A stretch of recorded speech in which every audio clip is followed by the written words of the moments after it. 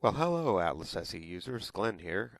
Today we want to go and see if we can learn a little bit about how to save attachments out of Microsoft Outlook 2010.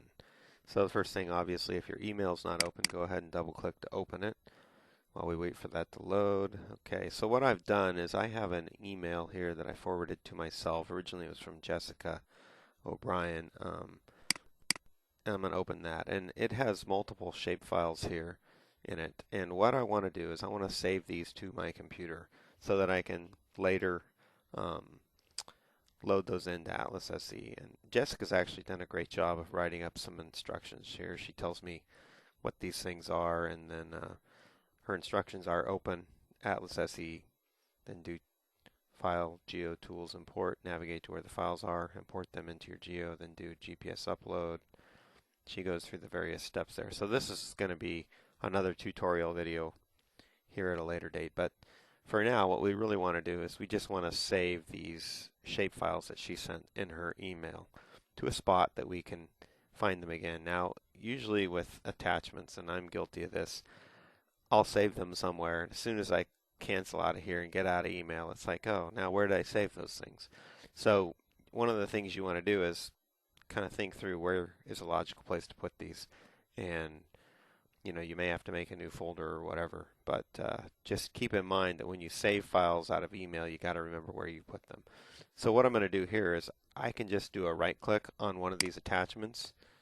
I guess maybe I have to click on it and then do a right click, and I get the option to save all attachments. Now, save as, that would work, but I want to do save all attachments because all of them here need to be saved in order for them to be able to be used in Atlas SE.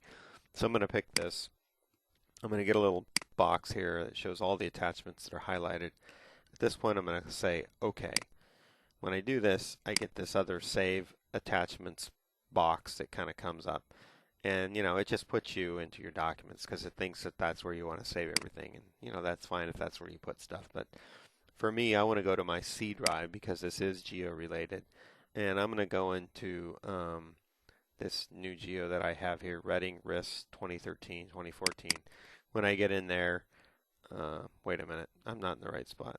See, so actually what I want to do is go into my Atlas SE data folder. These are all my RIS folders, so forget that last part. Anyway, I'm going to go into ASE data because that's where all my geos live. And I'm going to find the Reading 2012 update. So I'm going to go in there. I don't have a lot of stuff in here. There's a map files folder, but not much in there. So really what I want to do is just put it inside of this Reading 2012 update. So what I want to do is make a new folder. And I think what I'll do is I'll just call this plants 2015. I like to put underscores between my words and file names because if you try to reuse a folder name and it has spaces in it, sometimes that can cause you problems. So it's a good idea to always put a space there. So at this point, there's nothing in there. I'm going to say OK, and I'm going to say OK. And so it's going to put the files that are back here inside this new folder called Plants 2015. When I click OK, it's like, OK. I'm assuming it did it. I don't really know.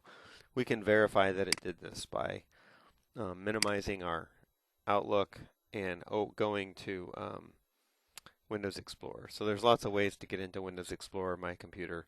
One way you can do that is you can come here and you can right click on the little start button and pick Open Windows Explorer. That's one way you can get in it. My favorite, there's a key on my keyboard. You see the little Windows flag down here? On my keyboard's black and I have this key that's down in the lower left corner. Yours may be in a slightly different location, but it has this little flag icon on it. On my keyboard, it's a white looking flag. So if I hold that key down and hit the letter E on my keyboard, which obviously you're not going to be able to see me doing because you don't have a video watching me, but if I do that, it's going to open up Windows Explorer.